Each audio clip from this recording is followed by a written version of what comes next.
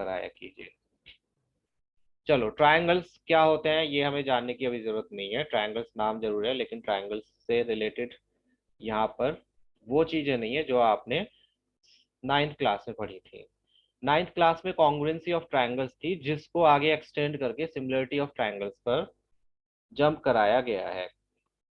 अब सिमिलरिटी क्या होती है? सिमिलरिटी आप वर्ड से बहुत फेमिलियर हो। सिमिलर क्या होता है? सिमिलर फिगर्स क्या होती हैं? ऐसी फिगर्स जो एक जैसी दिखती हैं। Two geometrical figures are said to be similar figures if they have same shape but not necessarily same size. Size same हो वो जरूरी नहीं है, लेकिन दिखती सेम है, उनकी शेप कुछ कुछ एक जैसी है, तो हम उनको सिमिलर फिगर्स कह देते हैं। यहाँ पर हम अगर ज्योमेट्रिकल फिगर्स की बात करें तो शेप सेम होनी चाहिए, लेकिन साइज सेम हो या ना हो उससे फर्क नहीं पड़ेगा, वो फिगर्स फिर भी सिमिलर ही कहलाएंगी। या इसकी सिंपल सी अगर मैथमेटिकल वे में आप डेफिनेशन देखोगे तो क्या होगी?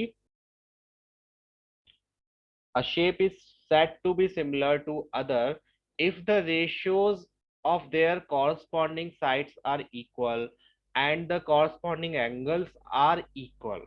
Means कोई भी दो ज्योमेट्रिकल शेप्स सिमिलर कहलाएंगी सेम साइज वाली अगर उनकी साइज जो उनकी शेप है, उनकी साइड्स का जो रेशियो है वो सेम होगा और उनके सारे एंगल्स भी इक्वल होंगे। रेशियो एंड इक्वल में कंफ्यूज नहीं होना है। साइड्स का रेशियो इक्वल होना चाहिए बट एंगल्स इक्वल ही होने चाहिए। उनका रेशियो इक्वल नहीं, वो एंगल्स तो इक्वल ही होने चाहिए। मीन्स एक अगर एंगल 90 का है तो दूसरे का भी 90 का ही एंगल होना चाहिए। सपोज करो मैंने आपको दो फिगर्स दी, एक ट्रायंगल है, दूसरा पेन यूज कर लेता हूँ मैं क्योंकि कई बार रेड दिखता नहीं होता है बच्चों को। हाँ, ये ट्रायंगल है ABC और एक और ट्रायंगल है बड़ा सा PQR। इसकी एक साइड 2 है, 2 सेंटीमीटर, ये 3 सेंटीमीटर है, ये 4 सेंटीमीटर है। ठीक है, 6 3 3 6। ठीक है, और इसकी एक साइड है 4 6 एंड 8। इसका एंगल है 30 60 एंड 90 और इसका भी क्या है 30 60 90। तो आप देखोगे अगर एंगल नहीं भी दिए होते तो भी ये शेप सिमिलर होती। क्यों होती? कि उनकी साइड्स का कॉरस्पॉन्डिंग साइड्स का रेशियो देखो, 2 की डबल 4, 3 की डबल 6, 4 की डबल 8 है। तो साइड्स का रेशियो जो है वो इक्वल होना चाहिए। मीन्स कॉरस्पॉन्डिंग साइड्स अगर इसको इससे डिवाइड करके 1:2 आंसर आ रहा है तो दूसरी साइड को डिवाइड करके भी 1:2 आना चाहिए और तीसरी साइड को डिवाइड करके भी 1:2 ही आंसर आना चाहिए, तभी वो सिमिलर कहलाएगी। और अगर साइड्स नहीं दी हुई है तो आप बस सिंपली एंगल्स देखोगे कि क्या ट्रायंगल की बात कर रहा हूँ अभी यहाँ पर सिर्फ मैं, कि ट्रायंगल में तीनों एंगल्स अगर इक्वल हैं तो भी वो सिमिलर होती हैं। इसको हम थर्ड एक्सरसाइज से थोड़ा डिटेल में पढ़ेंगे। ये सिर्फ एक ओवरऑल आपको मैं बता रहा हूँ। आपकी जो एनसीईआरटी की बुक है उसमें ताजमहल का एक फोटोग्राफ दिया हुआ है कि आप छोटे ताजमहल की फोटो देखो, मतलब फोटो छोटी हो या फिर ताजमहल की बड़ी फोटो हो, क्या वो दोनों सिमिलर नहीं होंगी? बिल्कुल सिमिलर होंगी, रेक्टेंगुलर होंगी और उनका साइज शेप भी कुछ रेशियो में इक्वल ही होगा। है ना? फोटो कभी भी ऐसी फोटोग्राफ आपको ऐसी तो नहीं मिलेगी कहीं भी। आई एम श्योर वो पुरानी बुक है तो उस वक्त वही रेक्टेंगुलर ही होती थी फोटोग्राफ्स। तो फोटोग्राफ्स जब आप दोनों की देखोगे ताजमहल की तो that would be same, similar ही होगी कि अरे ये ताजमहल की है, ये भी ताजमहल की है, ये तो दोनों सेम ही चीज है। तो उनका साइज डिफरेंट डिफरेंट है बट दे आर सिमिलर। और अच्छे से क्लियर इस चीज से हो जाएगा कि जितने भी आपके सर्कल्स होते हैं, सपोज करो छोटा सर्कल दिया है, बड़ा सर्कल दिया है, क्या ये सिमिलर नहीं है? सर्कल हमेशा गोल ही होगा, इनकी शेप हमेशा सेम ही होगी। ऐसा नहीं है कि छोटा सर्कल बनाया तो उसकी शेप कुछ और हो जाएगी, वो ऐसा इलेप्टिकल हो जाएगा, है ना, या कुछ और शेप बन जाएगी। छोटा है तब भी वो गोल ही होगा, बड़ा है तब भी वो गोल ही होगा, उससे भी बड़ा है तब भी वो गोल ही होगा। तो सारे सर्कल्स जो होते हैं वो सिमिलर होते हैं, ऑल सर्कल्स आर सिमिलर। उनमें सिर्फ और सिर्फ एक ही डायमेंशन होती है जिसके बेस पर दूसरे आपके डायमेंशन बनती है। यहाँ पर रेडियस सपोज करो 2 है, तो ये चेंज होके कितनी हो जाएगी, अगर बड़ा सर्कल बनाओगे सपोज करो 4 हो गई, 5 हो गई, कुछ भी हो गई, तो इनका रेशियो 2:5 हो जाएगा। और अगर 2:5 रेशियो है तो इनका जो सरकमफ्रेंस होगा उनका रेशियो भी कुछ इसी तरीके का आएगा। क्यों आएगा, क्योंकि 2πr होता है और दूसरे का भी 2πr होगा। इसको डिवाइड कर दोगे तो भी 2:5 आएगा। सो दे आर ऑलवेज सिमिलर।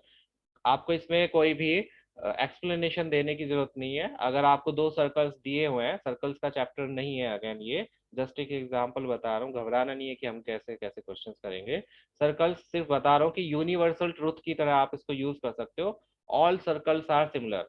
और कौन कौन सी शेप्स हो सकती है ज्योमेट्रिकल जो सिमिलर हो सकती है, सारे स्क्वायर्स भी सिमिलर होते हैं। स्क्वायर हमेशा चौकोर ही होगा, वो कभी लंबा या कभी पतला या कभी मोटा नहीं होगा, उनकी शेप हमेशा सेम ही रहती है। Squares are always same. No, all shapes are not similar Nikita, all shapes are not similar. Suppose करो मैंने एक स्केलिन ट्राइंगल बनाया ऐसा, और दूसरा स्केलिन ट्राइंगल बनाया ऐसा, क्या आप इनको सिमिलर बोल सकते हो? नहीं बोल सकते। Yes Saloni, all shapes are not similar, but some shapes are there जो हमेशा सिमिलर होंगी। काइट, यस काइट अगर काइट शेप के रूल्स को वो कर रही है, फॉलो कर रही है, तब 3D शेप्स की बात नहीं कर रहे हैं। No, cylinders are not similar. All mountains and basic shapes, no, again no. Mountains भी कैसे भी हो सकते हैं बच्चे, माउंटेन्स ऐसे भी हो सकते हैं, और माउंटेन्स, सर माउंटेन्स नहीं, monuments. Monument, sorry, okay, sorry, monuments, no, monument सारे बच्चे सेम नहीं होंगे। मॉन्यूमेंट्स की जो पिक्चर होगी वो, एक ही मॉन्यूमेंट की अगर दो पिक्चर्स हैं, फोटोग्राफ्स हैं, वो सेम होंगी, यस, सिमिलर होंगी। एंड इक्विलैटरल ट्राइंगल हमेशा सिमिलर होते हैं। सिर्फ इक्विलैटरल ट्राइंगल, स्केलिन ट्राइंगल्स या isosceles triangle, they are not similar, not necessarily similar. Rectangles not necessarily similar. And पॉल जो आपके पैरेललोग्राम होते हैं वो भी सिमिलर हो जरूरी नहीं है। सो आपको पता कैसे चलेगा सिमिलर है या नहीं है, ये हम थर्ड एक्सरसाइज से स्टार्ट करेंगे। फिलहाल अगर ये एक्सरसाइज करनी है तो आपको सिर्फ ये याद रखना है जो यहाँ पर लिखा है। आपको दो फिगर्स दी हुई हैं और आपको पता करना है ये सिमिलर है या नहीं है, तो आप उनकी साइड्स का रेशियो देखोगे, दैट शुड बी इक्वल, और उनके एंगल्स देखोगे वो भी इक्वल होने चाहिए। दोनों ही कंडीशंस पॉलीगन्स को देखने के लिए सिमिलर है या नहीं है वो आपको चेक करनी पड़ेंगी। सिमिलर पॉलीगन्स वही होंगे जिसमें साइड्स का रेशियो एंड इक्वल होगा और उनके कॉरस्पॉन्डिंग एंगल्स, अगेन कॉरस्पॉन्डिंग पर बहुत जोर है, क्योंकि जैसे कॉन्ग्रुएंसी में ट्राइंगल्स का नाम हम बहुत सोच समझ के लिखते थे, उसी तरह से यहाँ पर भी वो काम होगा। हम ऐसे ही नहीं कि किसी भी ट्राइंगल को किसी के भी सिमिलर कर देंगे, उनकी साइड्स के अकॉर्डिंग उनका नाम भी हमें डिफाइन करना पड़ेगा। यहाँ पर फिलहाल आपको जस्ट इंट्रोडक्शन दिया जा रहा है, तो अभी इस पर ज्यादा ध्यान नहीं करना है, थर्ड एक्सरसाइज से आपको ठीक से पता चलेगा।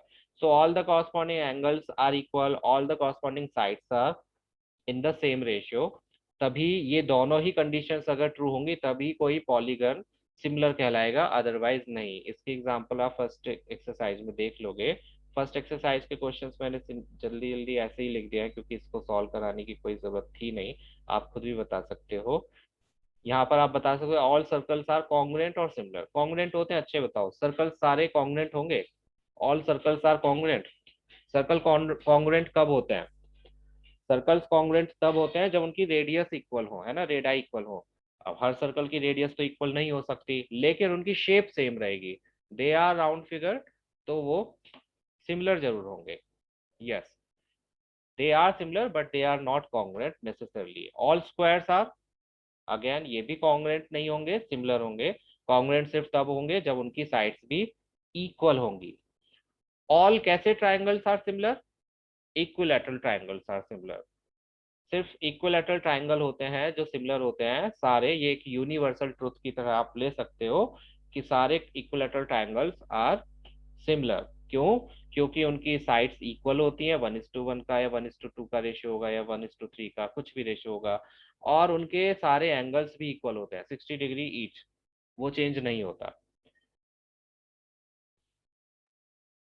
टू पॉलीगन्स ये सेम ही है, ए और बी मत करना, ये एक ही है। Two polygons are similar if their corresponding angles कैसे हो, इक्वल हो या प्रोपोर्शनल। कॉरस्पॉन्डिंग एंगल्स होने चाहिए इक्वल, यस, और साइड्स होनी चाहिए प्रोपोर्शनल। सिमिलर फिगर्स के आपको पता चल गया, स्क्वायर दे सकते हो आप, इक्विलेटरल ट्रायंगल दे सकते हो। नॉन सिमिलर फिगर्स में आप पैरेललोग्राम दे सकते हो, रेक्टेंगल्स दे सकते हो, स्केलेन ट्रायंगल दे सकते हो, कुछ भी दे सकते हो ऐसे, ठीक है।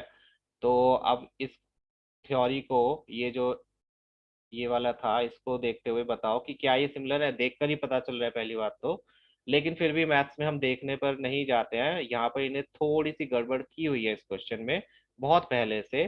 फिर भी देखकर अगर पता लगाना हो तो ये सिमिलर नहीं है। अगर सॉल्व करके पता लगाना हो तो दे शुड मेंशन कि ये 90 डिग्री का है और ये 90 डिग्री का नहीं है, क्योंकि इसमें हमें रीजन देना पड़ेगा कि सिमिलर क्यों नहीं है, why they are not similar. तो साइड्स का रेशियो अगर आप देखोगे तो 3,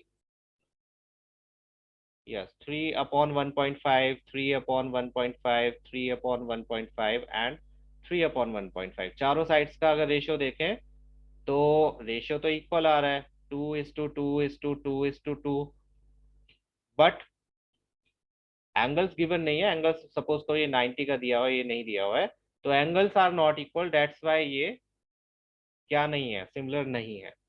साइड्स के रेशियो के हिसाब से तो हमें सिमिलर लग रहे हैं, लेकिन एंगल्स इक्वल नहीं है, दैट्स वाई ये सिमिलर नहीं होंगे। तो दोनों ही कंडीशंस ट्रू होनी चाहिए, angle should be equal and sides का रेशियो ऑल्सो इक्वल। यह शेप देखने से ही पता चल रही है कि इक्वल नहीं है, सिमिलर नहीं है। इक्वल तो है, मतलब सिमिलर नहीं है।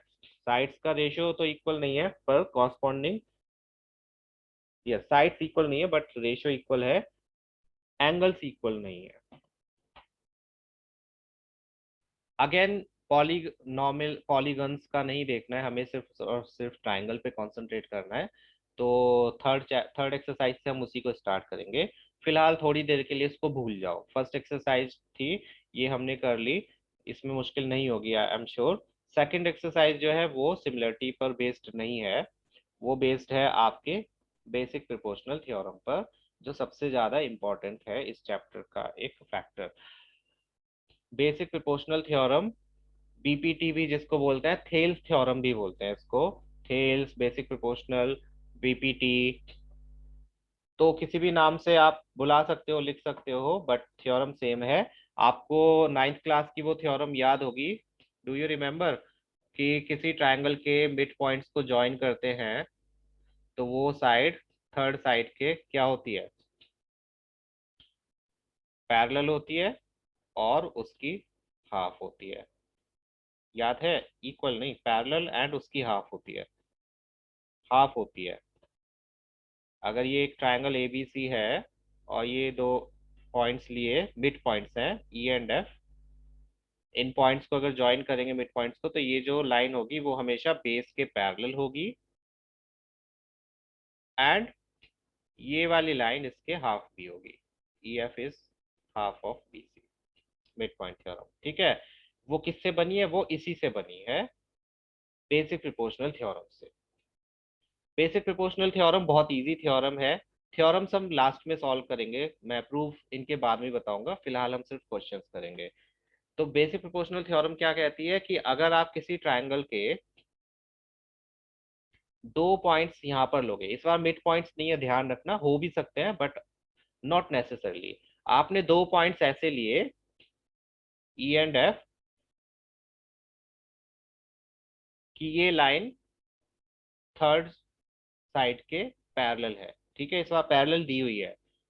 टू ऐसे पॉइंट्स लिए दोनों साइड्स पर कि E F is parallel to third side, तो उस केस में क्या होगा, जो इनका रेशियो होगा साइड्स का वो इक्वल होगा, means A E upon E B equal होगा A F upon FCK.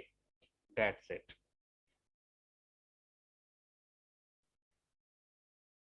Suppose करो ये एक ट्रायंगल है, उसकी ये पूरी साइड दे रखी है 5 सेंटीमीटर, ठीक है। और ये एक ट्रायंगल, इसी ट्रायंगल की दूसरी साइड दे रखी है 10 सेंटीमीटर। हमने ई पॉइंट लिया such that A E is 2 centimetre. A E अगर आपने 2 सेंटीमीटर लिया है तो बी ई कितना होगा, 3 सेंटीमीटर होगा, है ना। तो आपको अगर देखना है कि ए एफ कितना है या एफ सी कितना है, तो आपको सिर्फ और सिर्फ इसी थ्योरम को अप्लाई करना है कि ए ई अपॉन ई बी जो होगा वो A F upon F C के इक्वल होगा। Means A E upon E B 2:3 का रेशियो है, तो A F upon F C भी कितने का रेशियो होगा, 2:3 का ही रेशियो होगा।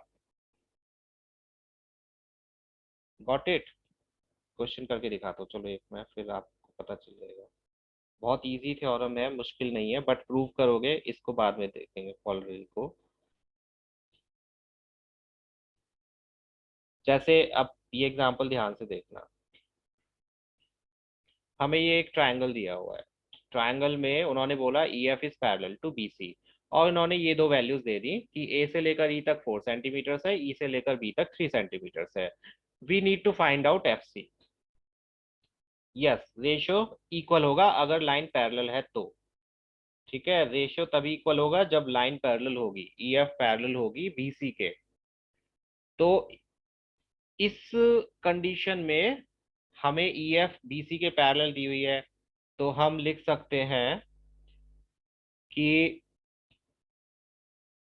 बेसिक प्रोपोर्शनल थ्योरम के हिसाब से A E upon E B equal होगा A F upon F C के। आप डायरेक्ट मेंशन कर सकते हो यूजिंग बेसिक प्रोपोर्शनल थ्योरम।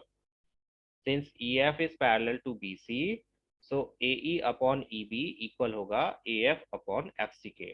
बस आप यहाँ पर वैल्यूज पुट कर दोगे, ए ई के प्लेस पर ए की value that is 4 centimetre, E B के प्लेस पर ई बी की वैल्यू 3 सेंटीमीटर, ए एफ के प्लेस पर ए एफ की वैल्यू 8 सेंटीमीटर, और एफ सी हमें फाइंड आउट करनी है, तो उसके प्लेस पर कुछ भी पुट नहीं करेंगे। क्रॉस मल्टीप्लाई किया और हमारे पास एफ सी की वैल्यू आ गई 6 सेंटीमीटर। बस इतना काम करना है आपको फिलहाल। Got it. अगर ई एफ बी सी के पैरेलल है तो इन दोनों साइड्स का रेशियो भी क्या होगा, इक्वल ही होगा।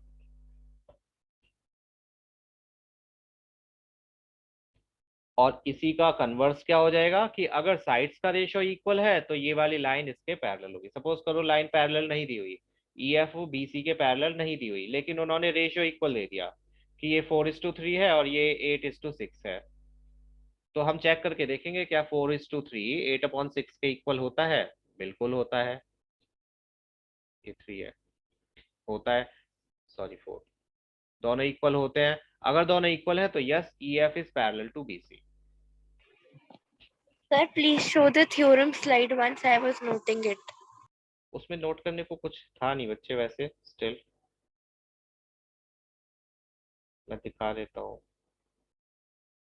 सिंपल थ्योरम,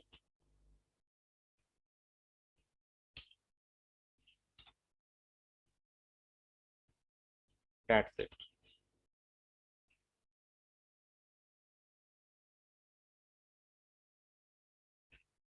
बस इतना आपको नोट करना है दूसरा पार्ट में।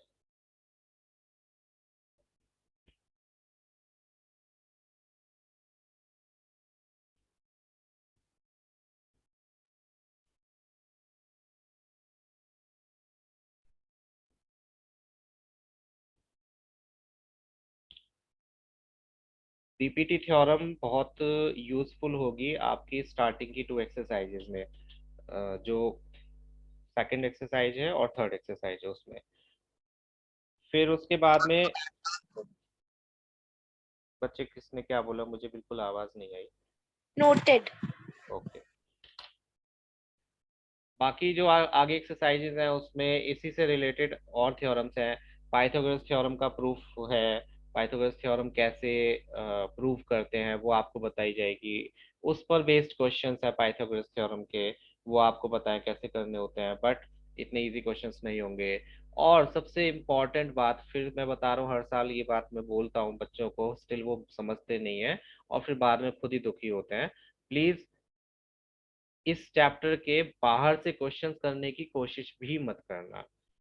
एक्स्ट्रा क्वेश्चंस कभी आप सोचो कि हम एक्स्ट्रा क्वेश्चंस करेंगे, आप एक्स्ट्रा क्वेश्चंस करना चाहते हो, be my guest, but please do not ask me कि सर ये कैसे होगा वो कैसे होगा, बिकॉज मेरे हिसाब से वो बिल्कुल यूजलेस है, आपके टाइम की बर्बादी होगी और आपके कंफ्यूजन को बढ़ाएगा।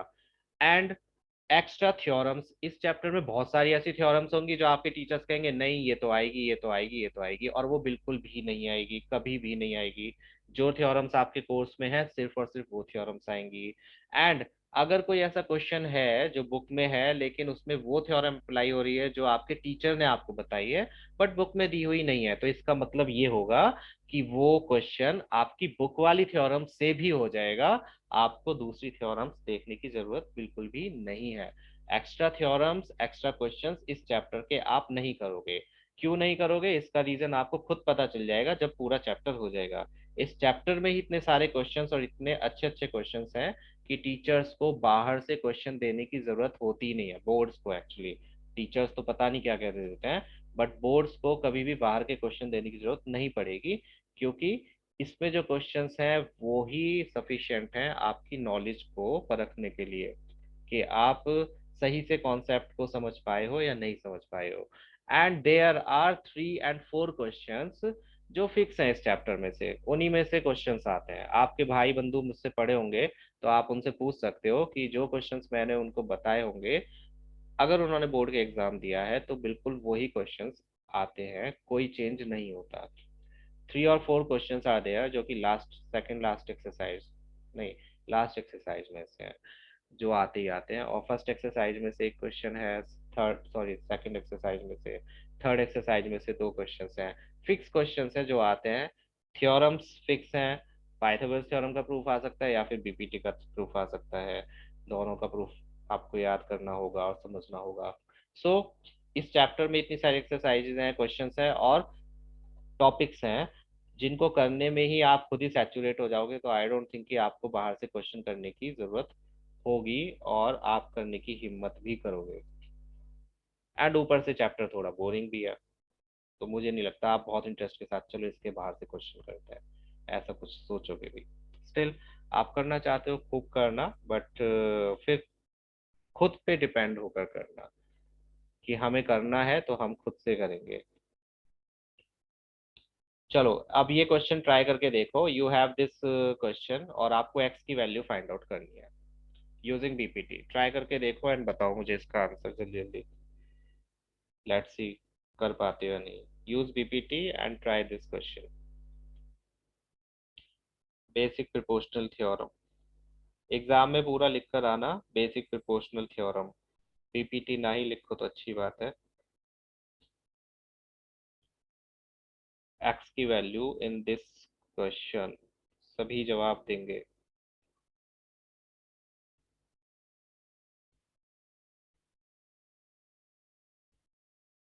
जल्दी जल्दी।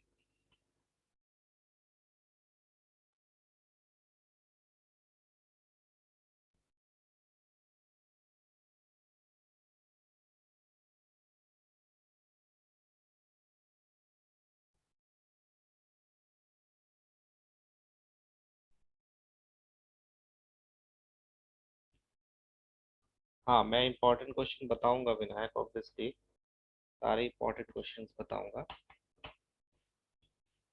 मैं वेट कर रहा था कि एनसीईआरटी सीबीएसई का सर्कुलर आए जिससे कि पता चल जाए कि कौन कौन से एक्सक्लूडेड होने हैं टॉपिक्स आपके,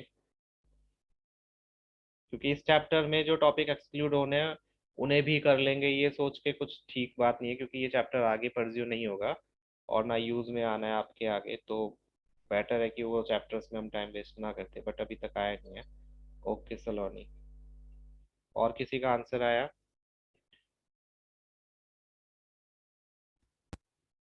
इजी है। ओके निकिता।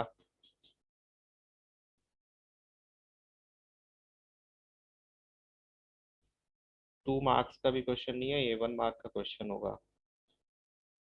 बट इस टाइप के वो कॉल रही है सलोनी, मैंने जैसा कि बताया कि वो मैं बाद में बताऊंगा जब क्वेश्चन करेंगे। रिजल्ट एक ही है, उसी को आगे फर्दर सॉल्व करके फिर दूसरा रिजल्ट बनाया गया है।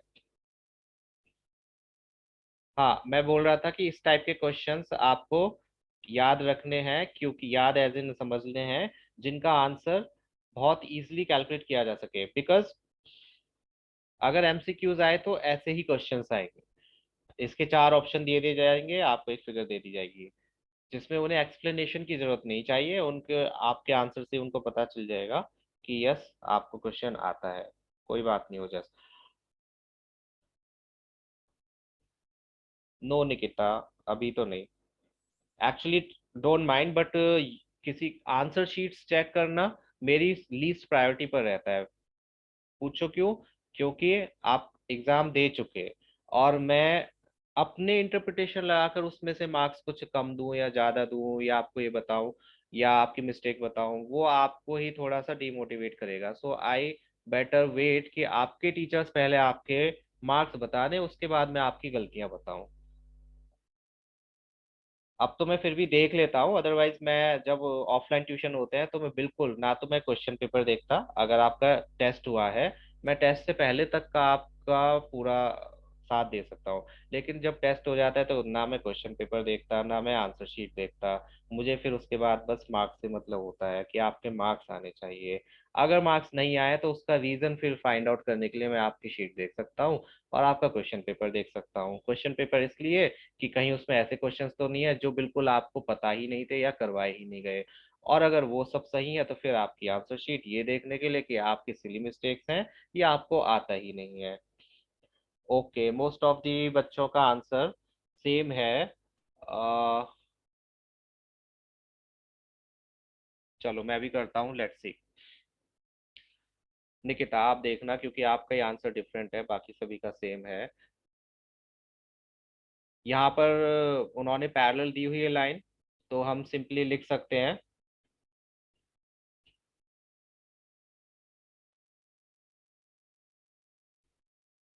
नो सलोनी, ऐसी कोई भी, अगेन आप प्लीज सलोनी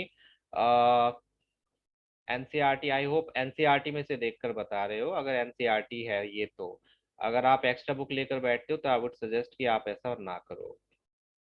मैंने पहले भी बोला था कि सिर्फ और सिर्फ एनसीईआरटी ही आपको रिफर करनी है। A E upon E B, sir A F upon F C. हाँ जी बोलो। सर ये वाला मैंने क्लास से पहले पढ़ा था थोड़ा, तो इसलिए पूछा। नहीं, अगेन जो मैं बोल रहा हूँ आपको उसी पर ध्यान रखना है, सिर्फ NCERT, that's it, nothing else. Please do not refer any other book, please do not look for extra questions. आप लोग ऐसा करोगे तो अगेन मैं उसमें गारंटी नहीं ले सकता कि आपकी परफॉर्मेंस कैसी रहेगी।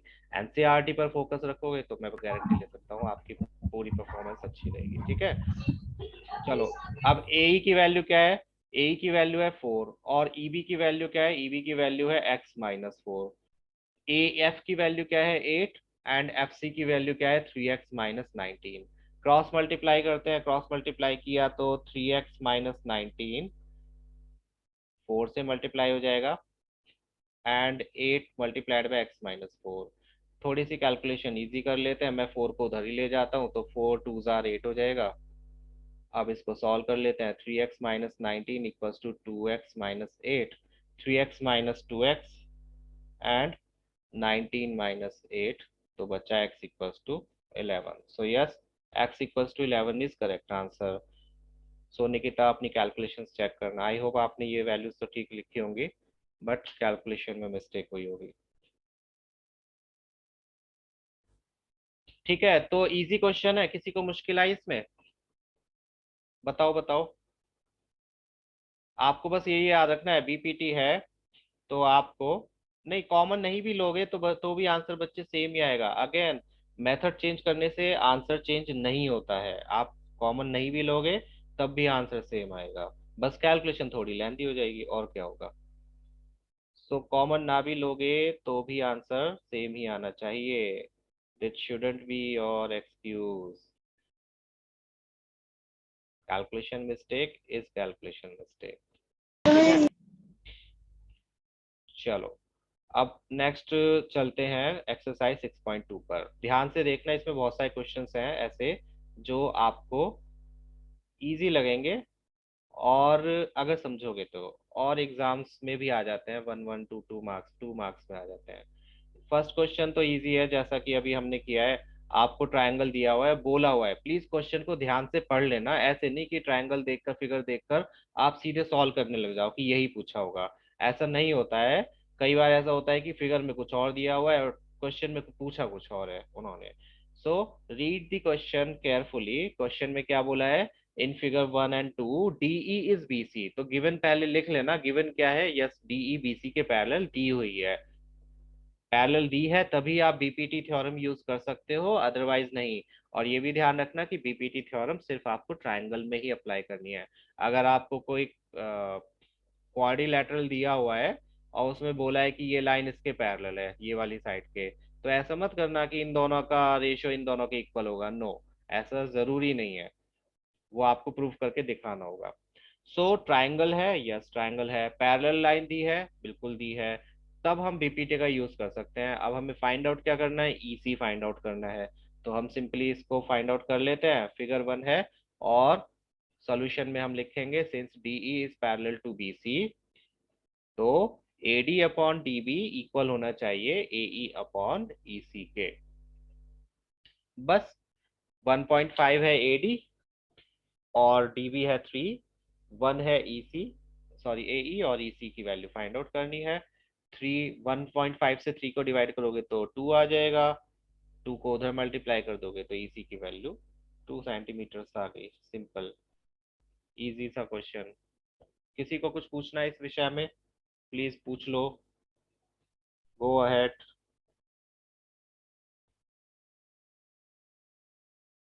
इस प्रश्न में यदि किसी को कुछ भी दिक्कत है तो प्लीज पूछ लो। अगेन हर टॉपिक की एक ही एक्सरसाइज है इसमें, तो ये आपके लिए अच्छी बात है। आप ये वाला टॉपिक बीपीटी का फर्स्ट एक्सरसाइज, सेकंड एक्सरसाइज में पढ़ोगे, थर्ड एक्सरसाइज में दूसरी थ्योरम आ जाएगी, फोर्थ में फिर तीसरी थ्योरम आ जाएगी, फिफ्थ में फिर और थ्योरम आ जाएगी। So different theorems in each exercise, और फिर उन एक्सरसाइज, उन थ्योरम्स के प्रूफ भी करने होंगे आपको, वो हम बाद में करेंगे।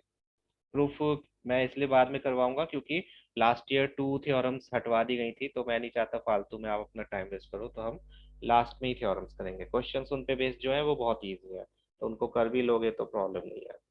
इस वाले में बताओ, आंसर खुद बताओ, चलो सॉल्व करके। आंसर्स मत देखना कि इसका आंसर क्या आएगा। वी हैव साइड्स का रेशियो इक्वल, क्योंकि लाइन पैरेलल दी है, D E is parallel to B C, so what would be length of A D?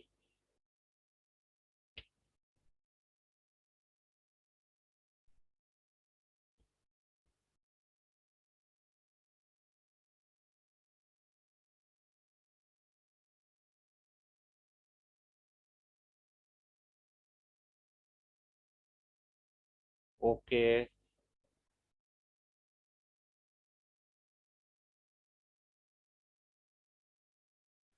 Ratio कितना आ रहा है? चलो बताओ रेशियो कितना है इनका साइड्स का। What is the ratio? आप रेशियो से भी मल्टीप्लाई करके डायरेक्ट भी निकाल सकते हो, आंसर एक ही बात है।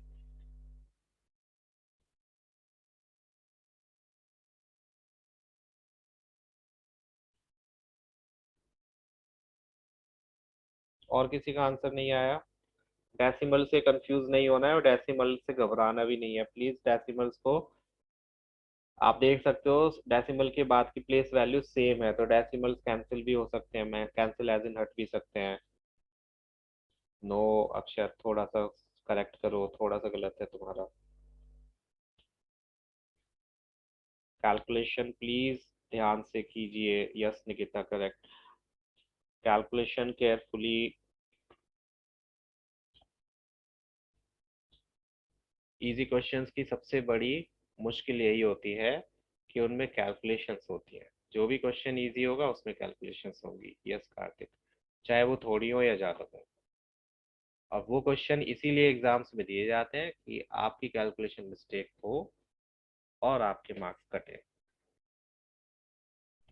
इजी क्वेश्चन कई बार बच्चे सोचते हैं अरे इतना इजी क्वेश्चन एग्जाम में क्यों दे दिया, पागल है टीचर्स, ऐसे तो कोई भी कर लेगा। लेकिन सबसे ज्यादा मिस्टेक्स भी उन्हीं क्वेश्चंस में होती हैं, over confidence and calculation mistake. सबसे ज्यादा मार्क्स उन्हीं क्वेश्चंस में जाते हैं जिनको बच्चे सोचते हैं अरे बहुत इजी क्वेश्चन है ये तो, कैलकुलेशन वाले specially. Yes Karthik, yes Nikita and yes Saloni. बाकी बच्चों का आंसर गायब। अक्षर चेक किया क्या आंसर आया? विनायक, आदित्य, वाग्मी,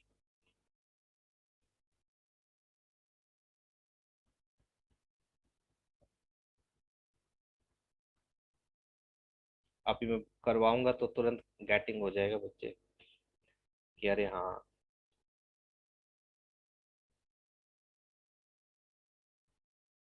चलो, नहीं हो रहा किसी से। डीई बीसी के पैरेलल है? यस है। तो साइड्स का रेशियो इक्वल होना चाहिए, एडी अपॉन डीबी एई अपॉन ईसी के। वैल्यूज पुट की, एडी अपॉन 7.2 एंड 1.8 अपॉन 5.4। 1.8 से 5.4 को डिवाइड करोगे 1:3 आएगा, और 7.2 उधर चला जाएगा। यस बाद में 7.2 उधर चला जाएगा, कैंसिल करोगे तो 3 2 आर 6, 3 4 आर 12, तो आंसर आया 2.4। अब बताओ कहाँ पर मिस्टेक हुई है मिस्टर अक्षत जैन?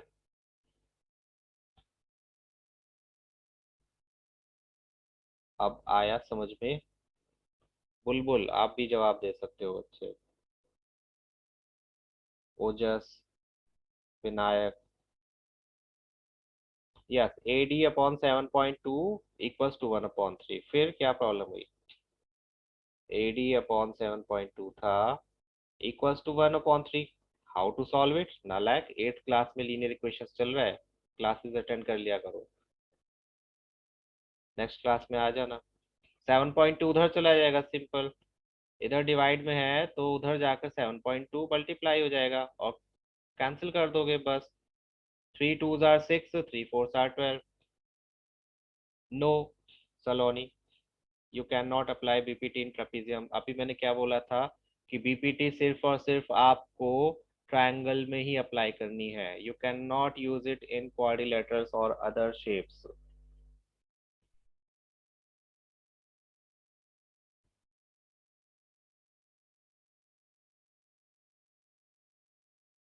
चलो, तो नेक्स्ट क्वेश्चन इसी का सेकंड क्वेश्चन में इस बार उन्होंने हमें साइड्स तो सारी दी हुई हैं, बट पूछा है कि ई एफ पैरेलल होगी दोनों या तीनों केसेस जितने भी हैं उसमें या नहीं।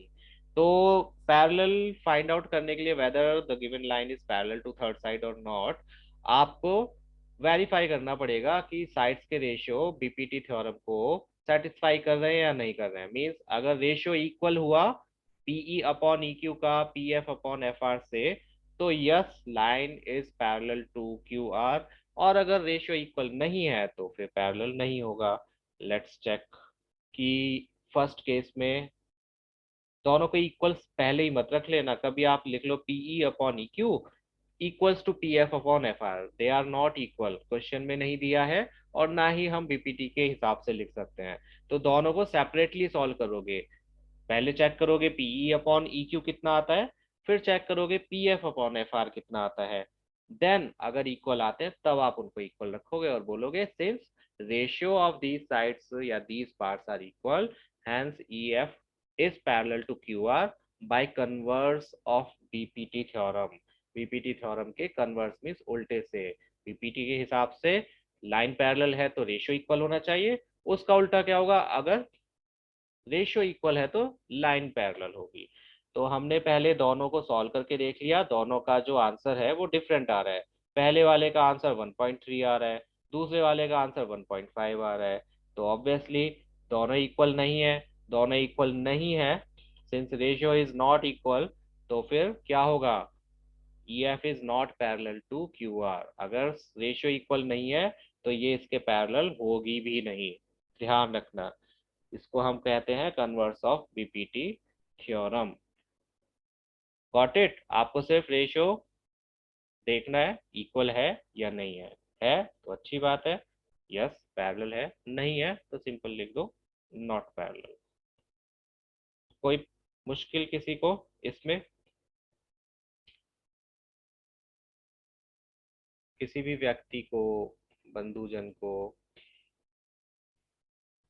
पीपीटी, बेसिक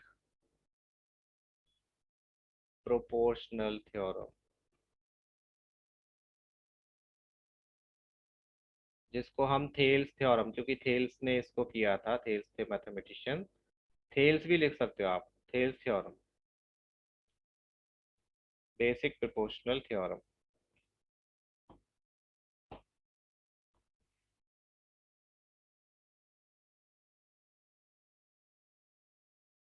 तो थेल्स, पीपीटी नहीं, बीपीटी, नॉट पीपीटी। अच्छा एक चीज और आ जाना कि देखिए, तो सेंड मी ओवर व्हाट्सएप, उसी पर बताऊंगा कि जब आपको ये प्रूव करने के लिए आएंगी, थ्योरम्स प्रूव करने के लिए आती हैं, तो उसमें ना तो ये लिखा होगा थेल्स थ्योरम को प्रूव करो, ना ही ये लिखा होगा बेसिक प्रोपोर्शनल थ्योरम को प्रूव करो। आपको थ्योरम पूरी एज इट इज लिखी हुई आएगी। Prove that if we join, या if we draw a line parallel, that would be sorry parallel to third side, then sides का रेशियो ऐसा ऐसा होगा, वैसा वैसा होगा। तो आपको थ्योरम भी याद होनी चाहिए कि क्वेश्चन में जब लिखी आए तो आप ये ना सोचो पता नहीं क्या प्रूफ करने के लिए दिया हुआ है, हमने तो ऐसा क्वेश्चन किया ही नहीं है। वहां पर ये लिखा नहीं आएगा बेसिक प्रोपोर्शनल थ्योरम को प्रूव करो या थेल्स थ्योरम को प्रूव करो, नो। ना ही पाइथागोरस थ्योरम लिखा आएगा कि पाइथागोरस थ्योरम को प्रूव करो। उसमें वो थ्योरम को लिख कर देंगे, प्रूव करो कि in right triangle longest side का स्क्वायर बाकी दो साइड्स के स्क्वायर के सम के इक्वल होता है, और समथिंग लाइक दैट। तो आपको थ्योरम भी पता होनी चाहिए कि थ्योरम एक्चुअली में वर्ड बाय वर्ड है क्या, जिससे कि आप क्वेश्चन देखकर पता लगा सकते हो कि उन्होंने कौन सी थ्योरम प्रूव करने को बोला है। ठीक है, चलो नेक्स्ट वाला आप मुझे करके बताओ कि whether given lines are parallel और not. E F Q R के पैरेलल होगी? जल्दी जल्दी सॉल्व करके बताओ। रेशियो क्या आएगा, चलो ये बताओ रेशियो।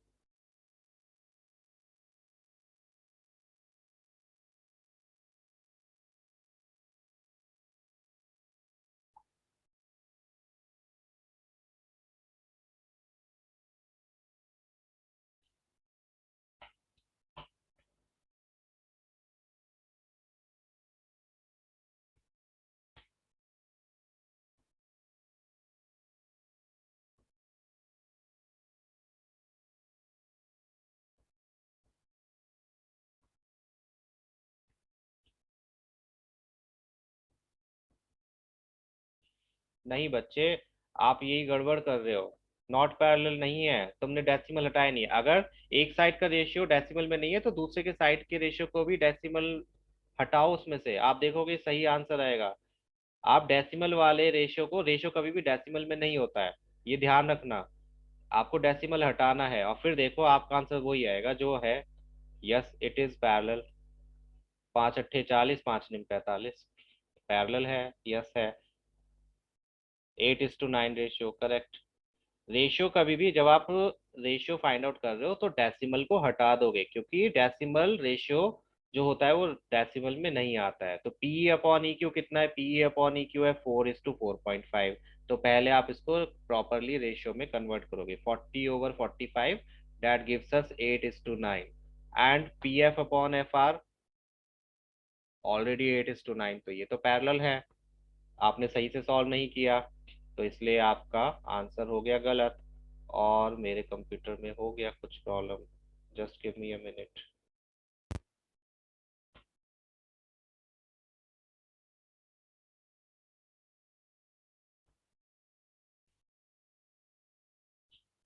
ठीक है अक्षत और विनायक, रेशियो को हमेशा पहले कन्वर्ट करोगे प्रॉपर रेशियो में, डेसिमल नहीं होना चाहिए।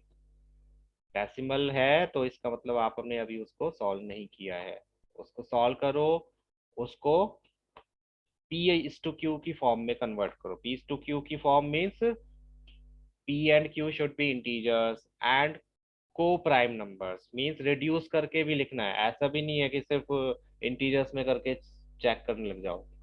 उनका आपको रिड्यूस भी करना होगा, तब आप बताओगे, देखोगे, और देखो उसी की वजह से आपका आंसर गलत हो गया ना।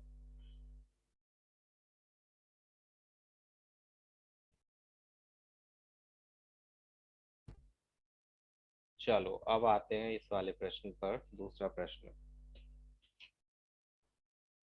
प्रूफ वाले क्वेश्चंस, जिसमें आप लोगों को दिक्कत होती है, होती थी और होती रहेगी। प्रूफ वाले क्वेश्चंस में जो बेसिक प्रोपोर्शनल थ्योरम्स के क्वेश्चंस हैं वो मोस्टली एक जैसे ही हैं। उसमें जो क्या कह सकते हैं, एक आइडिया है प्रूफ करने का, वो सभी क्वेश्चंस में ऑलमोस्ट सेम है। आपको सिर्फ एक ही चीज का ध्यान रखना होगा। अगर वो चीज का ध्यान रखोगे आप, तो आपके सारे क्वेश्चंस हो जाएंगे। और अगर आप उन चीजों का ध्यान नहीं रखोगे तो वो क्वेश्चन नहीं हो पाएंगे। ये थर्ड पॉइंट है, थर्ड वाला, इसको तो ये आप कर ही लोगे, लेकिन यहाँ पर ये इसलिए इम्पोर्टेंट है क्योंकि यहाँ पे एक चीज दी हुई है इस बार उन्होंने पीई अपॉन ई क्यू दिया हुआ है। PE upon E Q, PE upon E Q दिया हुआ है कितना, पी क्यू दिया हुआ है, सॉरी, पी क्यू दिया हुआ है पूरा। पी क्यू कितना है, 1.28, और पी आर दिया हुआ है पूरा 2.56। पी एफ दिया हुआ है ये portion 0.36, and P R PE P F का पीई दिया हुआ है 0.18। तो इसको कॉलरी भी बोलते हैं। कॉलरी में क्या होता है, देखो ध्यान से देख लेना प्लीज। अगर अभी हमने ये पढ़ा था बीपीटी में, ये वाली लाइन ई एफ पैरेलल है अगर बीसी के, तो A E upon E B equal होगा A F upon F C के। लेकिन आप इसको थोड़ा सा एक्सटेंड करके ऐसे भी यूज कर सकते हो। कैसे यूज कर सकते हो, that A E upon A B, या A B upon A E means एक तो पूरी साइड ले सकते हो और उसी का छोटा सा पोर्शन, तो दूसरे वाले की भी पूरी साइड ले सकते हो और उसका छोटा सा पोर्शन। उनका रेशो भी इक्वल ही होगा। फॉर एग्जाम्पल सपोज करो, एक बार क्लियर करके मैं ठीक से बता देता हूँ। सपोज करो यू हैव दिस ट्रायंगल, पूरा ट्रायंगल है, इसकी जो पूरी लाइन है, ये पूरी साइड है, ये 10 सेंटीमीटर्स की है, ठीक है। और ये पूरी साइड जो है वो सपोज करो 20 सेंटीमीटर्स की है। अब मैंने आपसे बोला कि जो क्यू ई है वो 6 ले लेता है, 6 सेंटीमीटर्स की है। तो ईपी कितनी होगी, क्या आप बता सकते हो? ईपी की वैसे जरूरत नहीं है, चलो छोड़ो। और एफ आर जो है 4 होगी, यस। सपोज करो मैंने आपसे पूछा एफ आर कितनी होगी, क्या आप बता सकते हो एफ आर कितनी होगी? एफ आर की वैल्यू अगर मैं आपसे पूछूं तो आप बता सकते हो? 10 की होगी बच्चे एफ आर की वैल्यू।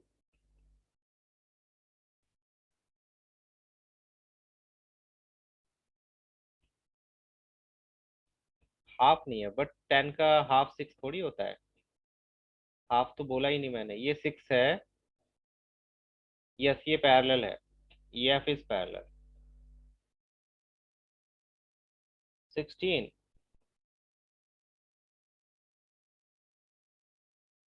चलो देखते हैं। इसमें आप क्या कर सकते हो, 10/6 इक्वल्स टू 20/FR। मीन्स जरूरी नहीं है कि हम छोटे छोटे पोर्शंस के ही रेशो को लें, हम पूरे ही साइड्स का और छोटे एक पोर्शन का भी रेशो ले सकते हैं, वो भी हमेशा इक्वल ही होगा। 10/6 20/FR, इसको कैंसिल करेंगे तो 5/3 equals to 20/FR। Cross multiply करोगे तो एफ आर इक्वल्स टू आ जाएगा 20 × 3/5, 5 4 तो एफ आर की वैल्यू आ जाएगी 12। आप अब चाहे तो चेक करके देख लो, 10/6 20/12 के इक्वल होता है या नहीं होता है? यस होता है। 2 5 10, 2 3 6, एंड 4 5 20, 4 3 12, तो रेशियो सेम ही आ रहा है। इसको हम कॉलरी बोलते हैं। कॉलरी का मतलब क्या होता है कि उसी को आगे एक्सटेंड कर दिया हमने बीपीटी थ्योरम को, कि हम चाहे तो पूरी साइड और उसका एक छोटा पोर्शन, उसका भी रेशियो ले सकते हैं। ऐसा नहीं है कि आपको बस छोटे छोटे पोर्शंस का ही रेशियो लेना है। इफ यू वांट, अगर क्वेश्चन में रिक्वायरमेंट है, जैसे इस क्वेश्चन में हम कर सकते थे, उन्होंने एक पूरी साइड दी हुई है पी क्यू विच इज 1.28, और उसका ही छोटा पोर्शन दे रखा है। पी क्यू का छोटा पोर्शन क्या दे रखा है, पीई। पीई कितना दिया हुआ है, 0.18, इक्वल्स टू होना चाहिए किसके, पी आर। पी आर की वैल्यू दे रखी है 2.56 upon P F. P F की वैल्यू दे रखी है 0.36। तो ये भी आप इक्वल रख सकते हो, ये भी कॉलरी ऑफ बीपीटी है, मींस कॉलरी। आप इसको देखना, मैंने ये जो फर्स्ट स्लाइड में नहीं बताया था वही है, जो दूसरी वैल्यू थी। एक सेकंड बच्चे।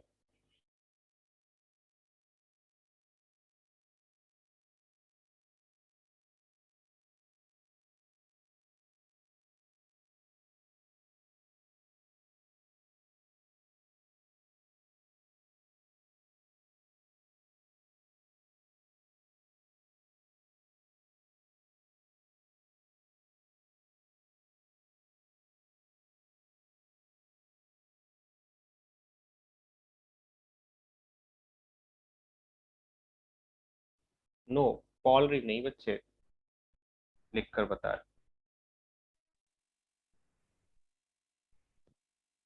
कॉरॉलरी, अगर आप प्रोनाउंस करोगे तो कॉरॉलरी, बट हम जल्दी जल्दी बोलते कॉलरी।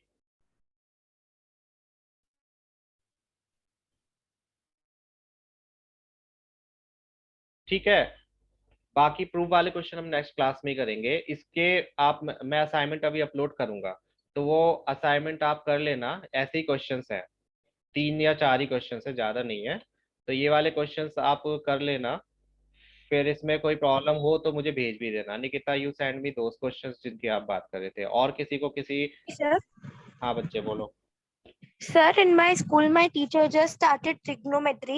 So आपने जैसे 100 का टोआ बताया था. हाँ। So instead of A and O, she is hmm. using B and P, which is confusing me. That's what And I said, yes, कि मैंने बोला था कि टीचर्स पीवीपी एंड एचएचबी यूज कराएंगे, है ना। बट मुझे तो वो कंफ्यूजिंग लगता है। सो डजेंट मैटर, आप अपने हिसाब से सो का टू आई यूज करो, वो टीचर्स उसमें कुछ नहीं कह because सकते। teacher क्लास में क्वेश्चन पूछते हैं, so I have already practiced 100 का टोआ, तो मैं वैसे बोलती हूँ तो वो कहती हैं कि B और P के टर्म्स में बोलो.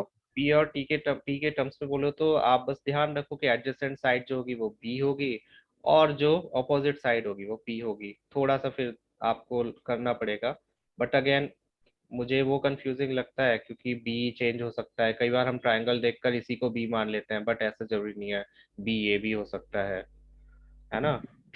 तो अब टीचर करा रहे हैं तो वैसे आंसर देने की कोशिश करो जैसा वो पूछ रहे हैं, बट एग्जाम में आप कुछ भी कर सकते हो, उसमें आपको कोई नहीं रोकेगा। ठीक है, Okay. चलो 10th क्लास के बच्चे जा सकते हो अब आप लोग। बाकी नेक्स्ट और असाइनमेंट जरूर